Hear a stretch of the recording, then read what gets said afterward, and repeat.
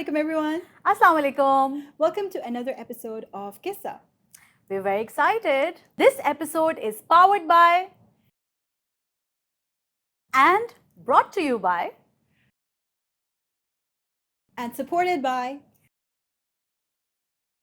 Today we're bringing in three dynamic women, three very inspiring women who are taking on their family legacies ahead. Or building their family legacies from now. I'm Nawal Joz. I'm Managing Director of Joz Group. We own different businesses. One of them is very famous, Toni & Guy.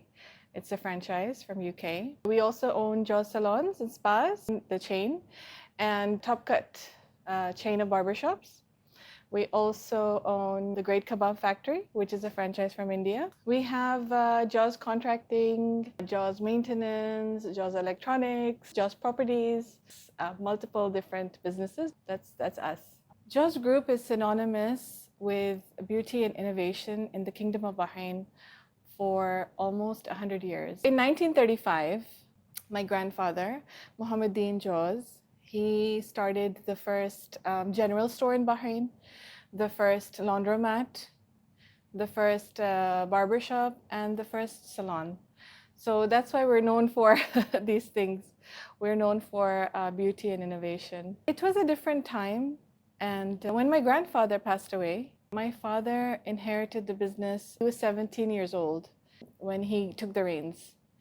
It was quite difficult for him, as you can imagine, with the whole family's burden on his shoulders. I started in 2006. I was quite young as well.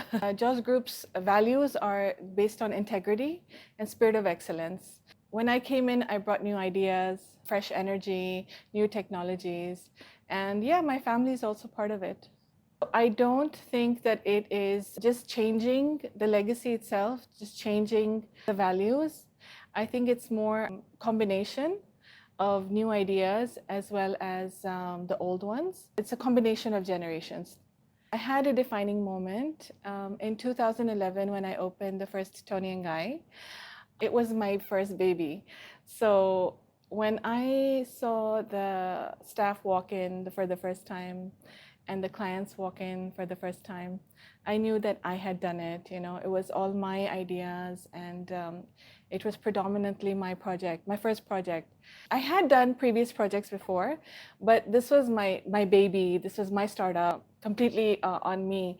So alhamdulillah, yeah, it was a big defining moment for me.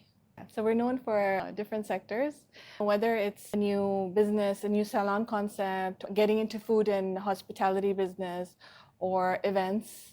What drives me is a very good question. It's a very good question. I believe that when an idea is so strong and you dream about it, you know in your gut that this is what you need to do, I believe you should move forward. So for example, for the events company, I didn't sleep for 3 nights when I was thinking about it constantly. So I had this idea when I was maybe 20 years old. We opened an events company with a friend. It was called Party Animals, but I didn't have the resources that I had when we opened S Events. So when we opened S Events, it was with fresh ideas, and I was really excited about it. So you need to learn to delegate. You need to have good managers, and you need to let them do their job. You can't micromanage everything.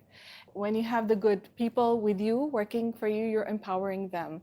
Empowering them is basically empowering yourself, because you're letting them make their decisions on their own. That's very, very important for you to be able to balance your life. I would not have been able to do all these things alone. So you have to get good people as part of your team, and they become your family. Behind every successful woman, there's a very supportive husband. My husband is for sure my biggest supporter. And how do I balance my life? Very difficult. But I do, alhamdulillah. You need a lot of help. I do have my family support, and I have my husband and his family support, alhamdulillah.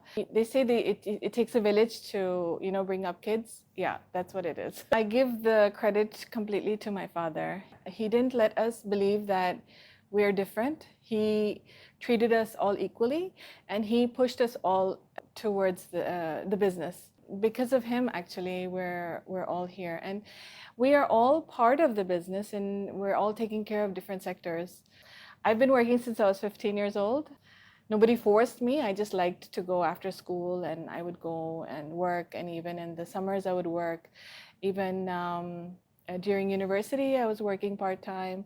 So I've been working for a long time. When I joined the business in a leadership role, the team, the staff, they already kind of knew me, and they were accepting of me. It was difficult, but I had to prove myself. I had to prove myself over and over again, and I had to work harder than anyone else. I would work 12 hours a day. Of course, this is before marriage. It was very difficult, but I wanted to leave a legacy, actually, and I want to leave that for my children as well. So I had a friend working in a family business similar to mine, and she asked me, how do I deal with it, the family pressure, work, how do I balance it all? And I told her, you need liaisons. You need liaisons between you and your family. You need to be able to discuss together, but also through teams. It's not always a one-on-one conflict or connection. You need to be able to have your team members also speak for you. It's best to have your own sector if possible, and that really helps with the conflicts in family businesses. And this is an actual issue in a lot of family businesses. Initially, when I was starting, one of my things was not to bring the work home. I'm working so many hours and then coming home and then we're having a family discussion about work. That was not. I was against that because I needed my personal time as well. So I think it's very important to keep work at work, and then family time, just keep it separate. No need to discuss. It helped me, it helped my family, and I've given this advice to other female entrepreneurs that are in family-led businesses as well. Like I mentioned, I was always working. In the middle, I got a job opportunity. So I used to study my MBA in the evening, and I used to work in the mornings. My work was being a teacher. I was an IB business and management teacher for higher and standard level students. It was 11th and 12th graders in Bahrain Bayan School. That's when I learned that my passion is teaching and knowledge sharing. So anytime anyone comes, any entrepreneur or anyone actually comes to me for mentorship or collaborations, I'm actually very honored to help out in any way possible. Because of my experience, I have also initiated Training Tuesdays in our company, and that is a space where we have our knowledge sharing, we share our skills, the Train the Trainer program. There's a lot of programs that we have involved because of my passion for sharing knowledge. So giving back is a huge part of what I feel is very, very important. And for example, the month of October, we've done so many events. We support and collaborate with almost whoever comes and approaches us. Recently, I was a panelist on the Pink Ride. It was an event supporting women empowerment and breast cancer awareness. Tony and Guy has done a walkathon recently where there were about 200 people, and we donated to the Think Pink charity. Alhamdulillah, whoever comes, approaches us, we try to support as much as we can. I think Qyssa is very, very important to the community, and you're bringing awareness and uplifting people, empowering them, and I'm actually very, very proud of you, the whole Qyssa team. And I think it's your second year celebration. So congratulations to Qyssa on this amazing achievement, and good luck to you guys. Hello, I'm Trishna Sagar. I'm the creative director of Al Majorra Jewelers, founded in 1975. It was originally started by my great-grandfather, followed by my grandfather, and now my father. We're fourth generation goldsmiths turned into jewelers now. Unfortunately, I never got to meet my grandfather because he left us way before I was born. As a kid, I often, practically every day, almost every day, I was at the workshop, seeing the craftsmen turn a random piece of metal into shiny jewelry. Every time I would go there, there was this very old desk which was a little worn out. Nobody ever used it. It just sat in a particular corner through years. And as an adult, my father later told me that it belonged to my grandfather. And in fact, that was the very desk where he started the business from. And that was my connection to him. That was one tangible connection I got, because all his memories all these years were only stories that everybody else told me about him. But I never got to have any story with him. So if you ask me that, do I ever imagine him on that desk? I do, and I do it more than often, because as I said, that's the only memory I have with him, and that's still going on, because I think that one desk was able to fill a huge gap, you know. And it's not just a piece of desk, it's a piece of our story. It's something that will always live on. Most definitely it has to be togetherness. When I say togetherness, it doesn't necessarily mean amongst each other. Naturally, to run any business, you have to have that togetherness amongst each other as a family, because family businesses are much more complex than any other businesses. You know, there are emotions involved, there are relationships involved. It's not just money transaction. So it's way more complicated than any other business. But I think if you ask me for that one value, it would be togetherness, in terms of not leaving anybody behind.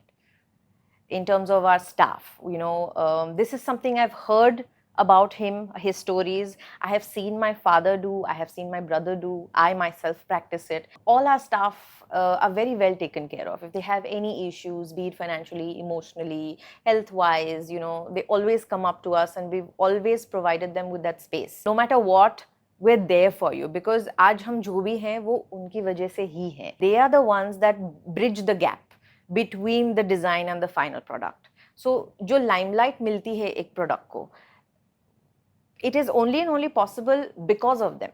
If you remove them from the equation, there is no product, there is no brand, there is nothing. So all these emotions, the legacy, the heritage, all fall in place and just come together. And in that circle, I think they play a very major part. And because of that, we believe in never leaving them behind. And that is one very important value that we have carried on, and we still will. So not only we are existing from generations, but people who work with us also have been with us for generations. For example, currently we have 2 generations together working at the same time. There's a father and his son who is of the eligible age to work, and he's learning how to string pearls. So we've called him also in our team, and it just, you know, forms a sense of community, and it forms a sense of content as well. Because ये जो art होता है वो हर कोई नहीं कर सकता है. It's only the people who used to do it, now their next generation is doing it.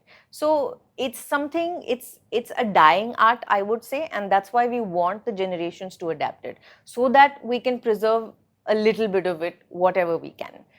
We had designed a piece in 2001, which is 24 years back, and today it is our best-selling necklace.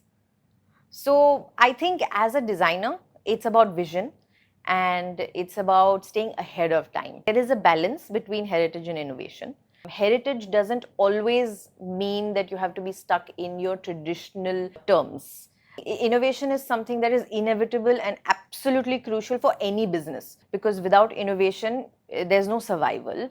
And when heritage and innovation meet is where we would like to define our products. Because for me, heritage is not end of things. I think it's more of a foundation that you can build upon. So innovation will naturally follow, but heritage also has its place in it. Family business comes with a lot of drama. Imagine you're watching a series. Actually, me and my brother and everybody on the dinner table had a full-fledged discussion about this, because we were like, हम पे एक अच्छी खासी series, drama series बन सकती है. Because we are such different personalities being merged in one business that has so much of weight to it. Being a 4th generation business, you have so many values and you have so much of history that you're always thinking that am I really living up to it? Am I living up to the expectations that I am supposed to? Because it has taken so much of them and for them to be able to build this and to be able to make it whatever it is today. So I think that push and pull is always going to be a part of it, but it's very important that we see the brighter side of it, which is legacy is not something that is copied. Legacy is something that is continued. Every legacy business you hear or you see, brands hoti hain that that say that our legacy has been followed by so many years. So it is a continuation. After a while, after a few years and experiences in the business, I realized that I don't have to copy the legacy. I don't have to feel the burden.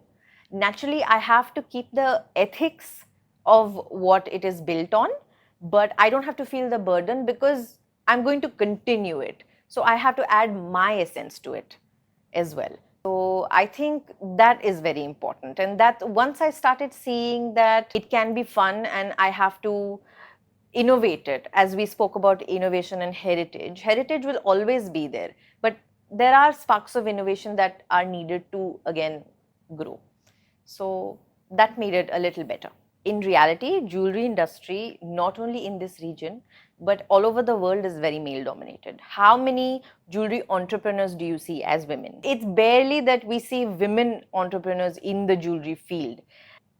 Tackling that was a little bit difficult because you're dealing with suppliers that are men, you're dealing with craftsmen that are men, you're dealing with your family men, and the way they think and the way women think is very different by law of nature. When me and my sister-in-law came into the picture, we both tried to change the scene in terms of the sensitivity factor that we have. The way we deal with things are different. The way we manage things are different. When it comes to men, they want things done at a particular time, in a particular way, I would say.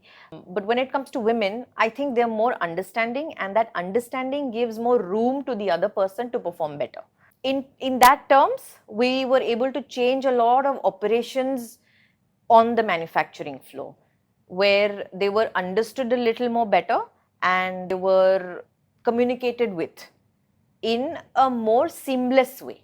That has changed a lot. Yeah. And also in terms of clientele, women are much more comfortable dealing with women because it's something so personal about jewelry. It's a piece of adornment that you just naturally are more comfortable with a woman. So I think those relationships have changed drastically, and we could attract more female clientele to a very great extent. Being a woman, I would be able to suggest you much better things, and I would be able to understand your core problems. Men don't really wear the jewelry, the kind of jewelry that we do. So I think there's a natural limitation to what they can do in it. So being a woman, it's much more comfortable for me also to suggest you कि नहीं आप इसकी जगह पे ये करो, and what would work for you. And I think you can also open up way much more than opening up to a man about your requirements as well. So for me, plans as of now are operating remotely because what I do is completely possible online. One factor that I will miss is the real client connection that I have here, where clients are walking in, and the physical contact and the physical connection I have with them is something that I will miss. But otherwise, I think it's going to stay the same and maybe expand. I see it as an opportunity to expand. What other areas can we explore being in India? Because India is a very different market than Bahrain. What I bring to the legacy as an individual is practicality that a story needs. Because today, everybody wants to sell jewelry. आज आप जो भी बेच रहे हो, कुछ भी बेच रहे हो, everybody wants to sell it. But nobody will tell you that, okay, see, these are the cons of you buying this as well. I think that transparency and the practicality is something I would want to leave and add to that big bucket of legacy notes, I would call.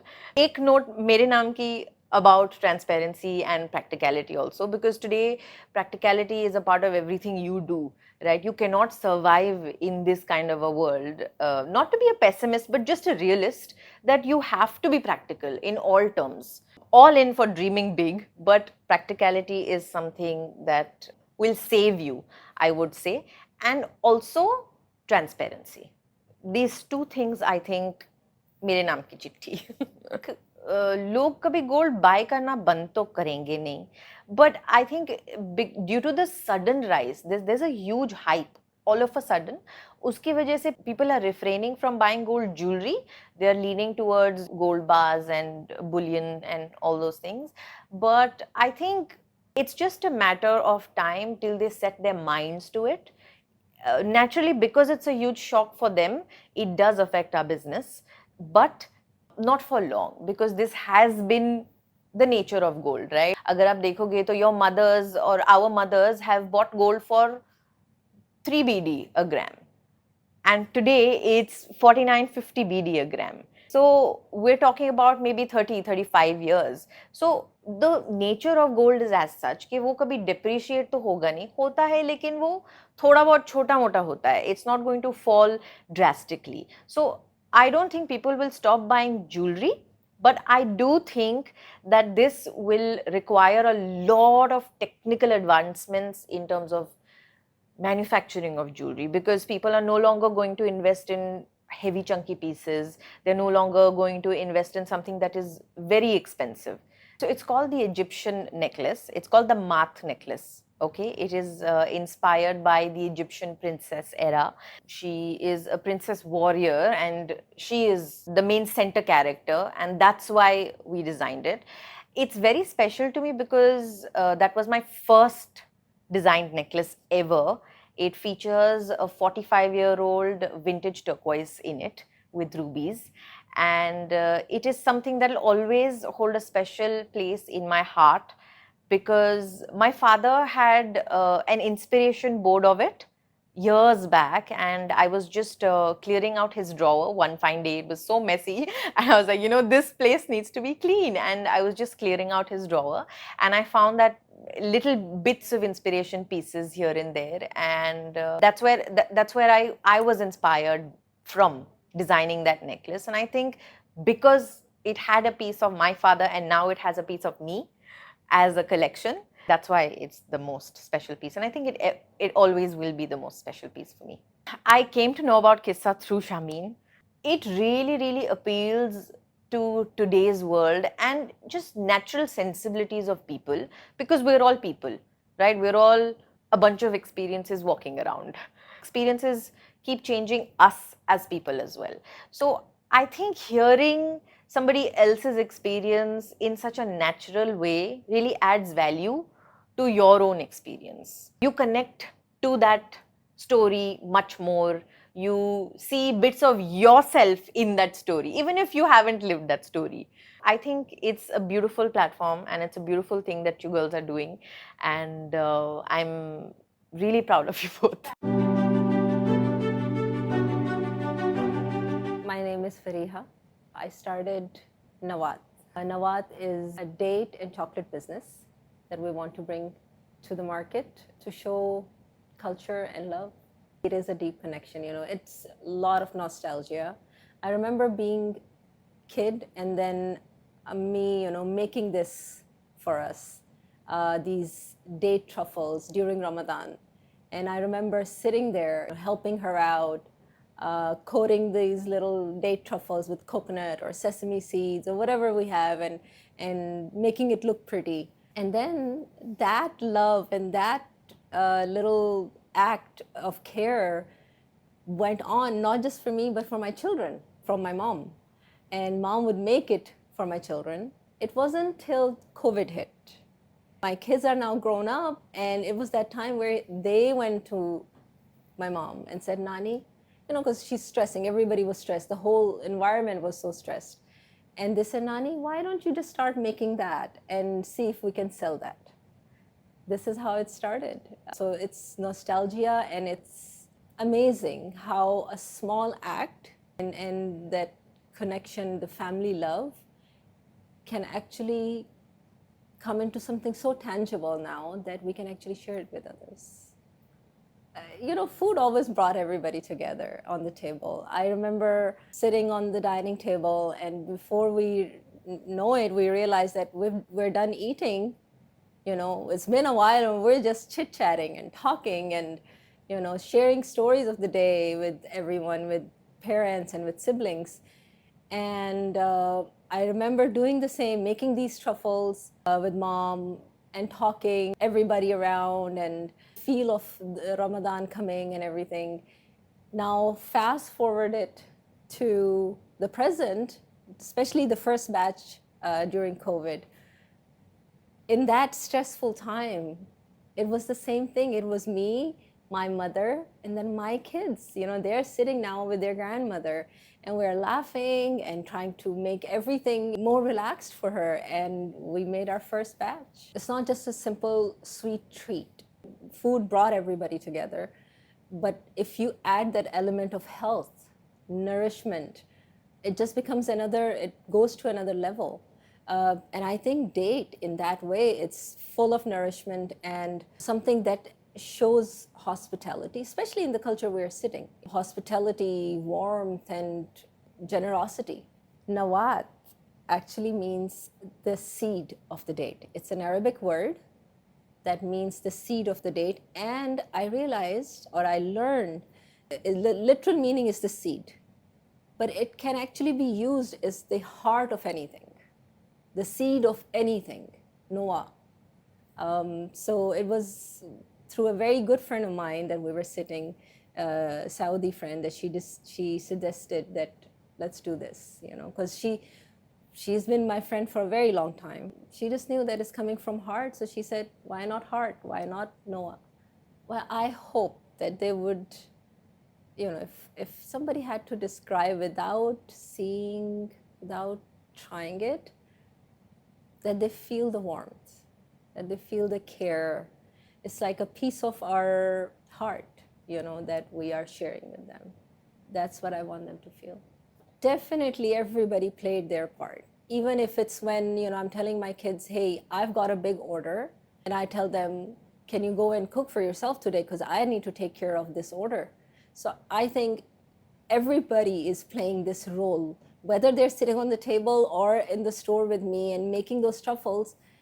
That's not the only support, you know, you need, especially when you're trying to run something. Just something as simple as, hey, I have a big order, cover me. Everybody has played that part. It's family, good friends, my team. Everybody is playing their role.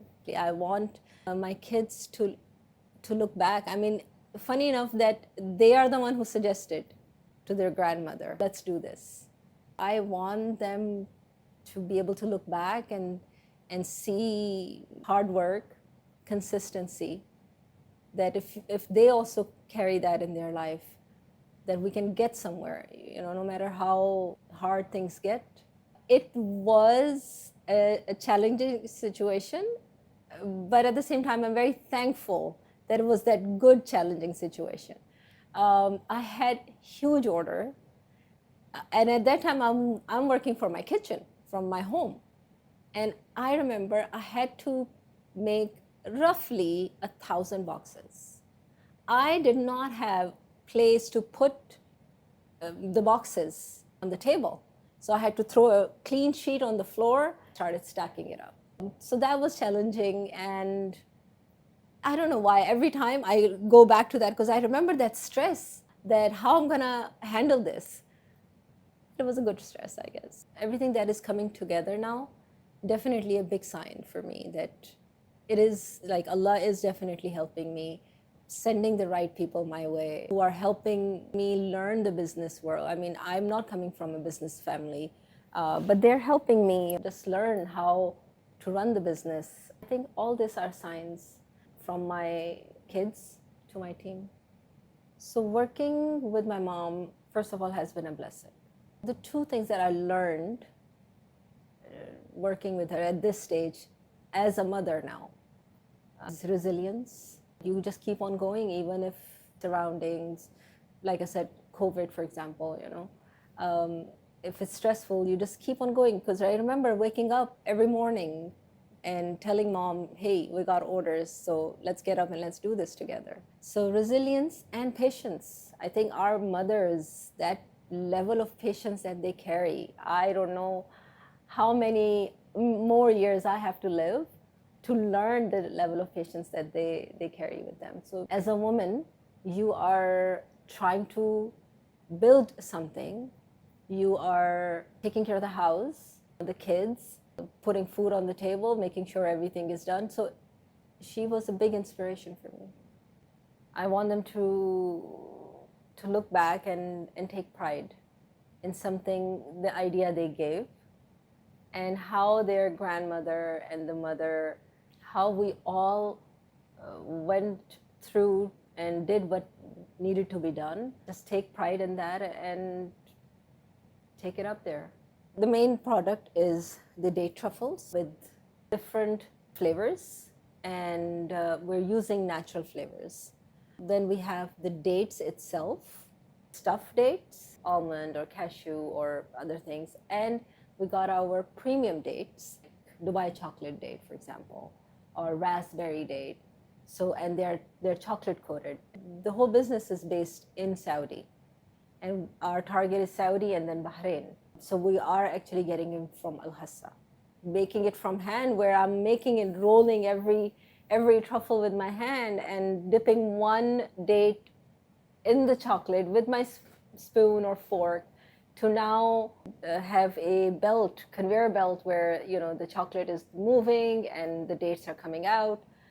It has been a journey. It took good, I want to say 2 years. Now things are like all settled, where okay, we're gonna switch the buttons on and we're gonna run it.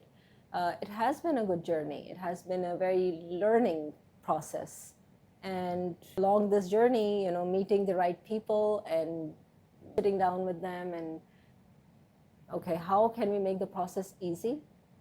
The machines come in. Amazing work that you guys are doing, you ladies are doing, we're proud of the ladies that you are, being the expat, being from Pakistan, and presenting our culture. Thank you for your support, your love for Qyssa, and thank you for watching it. As always, we are so overjoyed to bring you these stories in Qyssa. So stay tuned to Qyssa, subscribe to us on @Qyssa_ on all social media.